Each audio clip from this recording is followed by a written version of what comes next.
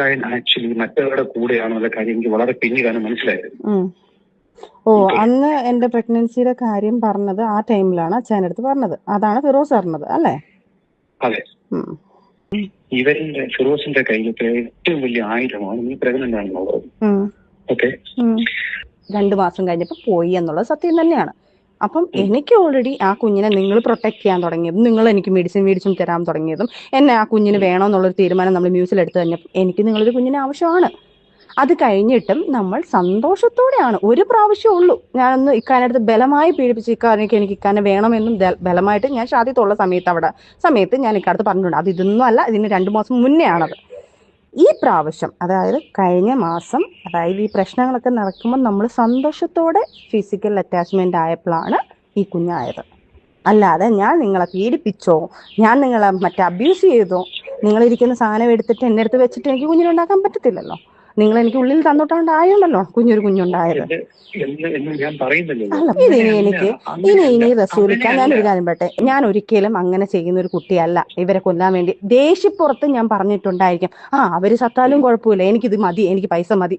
Over കുബുദ്ധി, ഇക്കാടെ over കുബുദ്ധിയാണ് നിങ്ങളെ ലൈഫിൽ ഇപ്പോഴും.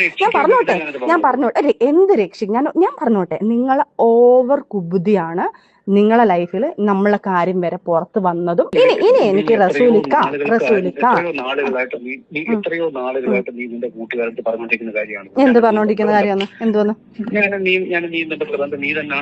ആണല്ലോ റസൂലിക്ക, നിങ്ങളെ വൈഫിന്റെ അടുത്ത് പറഞ്ഞേക്ക് പ്രഗ്നന്റ് കാര്യം പറഞ്ഞേ പറ്റത്തുള്ളൂ റസൂലിക്ക. ഇനി എനിക്ക് ഇനിയിപ്പോ എനിക്ക് എനിക്ക് പറ്റത്തില്ല അമ്മ. ഞാൻ എത്രയോ ക്ഷമിക്കുന്നുണ്ട് അമ്മ. എല്ലാം ഞാൻ എനിക്ക് നിങ്ങൾ കുടുംബക്കാരെ വിടാം. എന്നിട്ട് ഇയാൾ നമ്മളെല്ലാം സംസാരിച്ചതിന് ശേഷമല്ലേ ഇയാളെ അവരെ വിളിച്ചിട്ട് ഇങ്ങനെ സംസാരിച്ചത്? ഒരിക്കലും ഞാനും നീയും ഒരുമിച്ച് നിൽക്കേണ്ട ആവശ്യകത നീ ഇപ്പോഴും മനസ്സിലാക്കിയിട്ടില്ല. അത് ഞാനല്ലല്ലോ മനസ്സിലാക്കുന്ന റസൂൽ കുട്ടി. ചതിച്ചുണ്ടാക്കി എന്നുള്ളൊരു ഡയലോഗ് ഉമ്മയുടെ നേരത്തെ പറഞ്ഞു നിങ്ങള്. ഞാൻ സച്ചിനെ ഇങ്ങനെ ഞാൻ അത് നിർബന്ധിച്ച് പിടിച്ചുണ്ടാക്കിയെന്ന് പറഞ്ഞു. നിർബന്ധിച്ച് പിടിച്ചുണ്ടാക്കാൻ നിങ്ങൾ ഇരിക്കുന്ന സാധനം എനിക്ക് അടുത്ത് ഉണ്ടാക്കാൻ പറ്റത്തില്ലല്ലോ. അതും സ്നേഹത്തോടെ നമ്മൾ ഈ പ്രാവശ്യം കാലിക്കട്ടുള്ള വിവാന്തയിൽ നമ്മൾ പോയതും അവിടുന്ന് നമ്മൾ ട്രാവൽ ചെയ്തതും ഇതെല്ലാത്തിനും ഉണ്ടല്ലോ, ഇതെല്ലാം ഉണ്ടല്ലോ. ഞാൻ അതിന് വലിയ ഷോക്ക്ഡായിരുന്നു, വളരെ ഷോക്ക്ഡാ.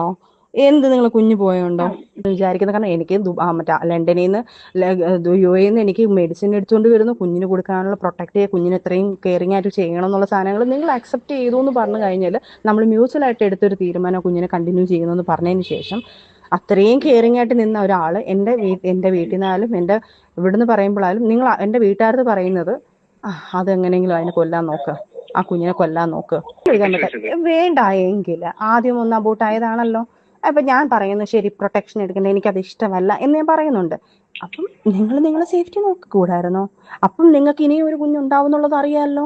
അപ്പൊ ഞാൻ ചോദിക്കട്ടെ, ആ ഒരു കുഞ്ഞുണ്ടാവുമ്പം ഞാനത് നേരത്തെ പറഞ്ഞിട്ടുണ്ട്, ആ ഒരു കുഞ്ഞുണ്ടായിക്കഴിഞ്ഞാൽ ഇനി ഒരു കുഞ്ഞുണ്ടായാൽ ഞാൻ കളയില്ലേക്കാ, എനിക്കത് പറ്റത്തില്ല. കാരണം ഞാൻ അന്ന് പോലും ആ ഒരു കോമയിൽ പോയത്, ഈ കുഞ്ഞ് പോയപ്പോൾ പോലും ഞാൻ എന്നമ്മയ്ക്കറിയാം ഞാനത് ഭയങ്കര മാനസികമായിട്ട് വിഷമിച്ചിരുന്നു. ഞാൻ അതിൽ എനിക്കൊരു കുഞ്ഞിനെ തന്നത്, വീണ്ടും ഒരു കുഞ്ഞിനെ തന്നത് അള്ളായിട്ടാണ് തന്നത് എനിക്കത്. അല്ലാതെ ഇപ്പൊ നമ്മൾ കറക്റ്റ് നിങ്ങളെ ഇന്ന് പീഡിപ്പിച്ച് സാധനങ്ങൾ എടുത്ത് ഞങ്ങളോട് ഇൻജെക്ട് ചെയ്ത സാധനമല്ലല്ലോ ഞാനിത്. നമ്മൾ സന്തോഷത്തോടെ ഹാപ്പി ആയിട്ട് നമ്മൾ ഒരു ഭാര്യയും ഭർത്താവുമായിട്ട് നല്ല രീതിയിൽ ഹാപ്പി ആയിട്ട് ചെയ്യുന്നത് എങ്ങനെയാണോ അതുപോലെ നമ്മൾ ചെയ്തിട്ടാണല്ലോ നമുക്കിത് വന്നത്. അല്ലാതെ നിങ്ങളെ പീഡിപ്പിച്ചു എന്ന് പറയരുത്. ഒരു കാര്യം മനസ്സിലാക്കുക, ഇതൊക്കെ എന്റെ മനസ്സിൽ കിടക്കുന്ന കാര്യങ്ങളാണ്. അയ്യോ, ഞാൻ ചോദിക്കട്ടെ പൂക്കുട്ടി, നിങ്ങൾക്ക് കുഞ്ഞിനോട് ആത്മാർത്ഥ ഒരു തന്തയെന്നുള്ളൊരു സാധനം നിങ്ങളിൽ ഉണ്ടായിരുന്നെങ്കിൽ ഉറപ്പായിട്ട് ഞാൻ നിങ്ങളടുത്ത് പറഞ്ഞേനെ. ആ കുഞ്ഞിനെ കൊല്ലാൻ നടക്കുന്ന നിങ്ങളെ ഞാൻ നിങ്ങളടുത്ത് പറയണോ? ആ കുഞ്ഞിനെ കൊല്ലാൻ വേണ്ടി നടന്ന നിങ്ങളടുത്ത് ഞാൻ പറയണോ?